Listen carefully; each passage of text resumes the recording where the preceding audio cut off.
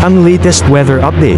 Alamin ang pinakasariwang ulat panahon ngayon dito sa Information TV Educational Channel 2. Monitor itong low pressure area na ating na nasa loob ng Philippine Area of Responsibility. Huli itong namataan mahigit 1,375 kilometers silangan na extreme northern Luzon.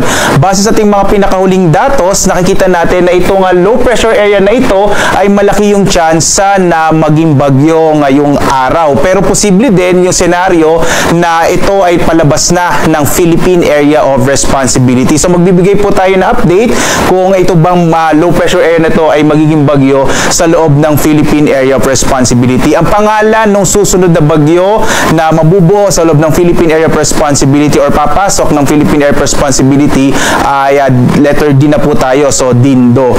Ang itong low pressure area na ito ay wala namang direktang epekto sa anumang bahagi ng ating bansa. Hindi niya rin masyadong napapalakas ang habagat at ang southwest monsoon o yung habagat nga ay nakakaapekto partikular na sa kanlurang bahagi ng Luzon, sa Luzon at dito rin sa may bahagi ng Kabisayaan. Ngayong araw malaki yung tsansa ng maulap na kalangitan na may mga pag-ulan lalong-lalo na sa bahagi ng Ilocos Region, gayon din dito sa may western section ng Central Luzon, itong area ng Zambales at Bataan. May thunderstorm advisory tayo around 3 AM ngayong araw at posible yung mga pag-ulan lalong-lalo na sa may bahagi ng Central Luzon, gayon din sa ilang bahagi ng Cavite, Batangas at ilang bahagi ng Kamaynilaan. But generally, ngayong araw ay asahan pa rin natin yung mga isolated o pulupulong pag-ulan, pagkilat pagkulog sa malaking bahagi ng ating bansa. Makikita nyo itong bahagi ng Mindanao, halos walang masyadong kaulapan, pero posible pa rin yung mga thunderstorm sa hapon hanggang sa gabi.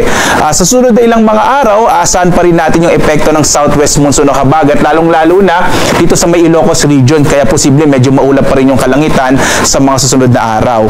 Samantala, sa iba pang bahagi ng ating bansa for the rest of the week, ina-expect pa rin natin yung mga isolated o pulupulong pag-ulan, pagkilat pagulog sa hapon hanggang sa gabi.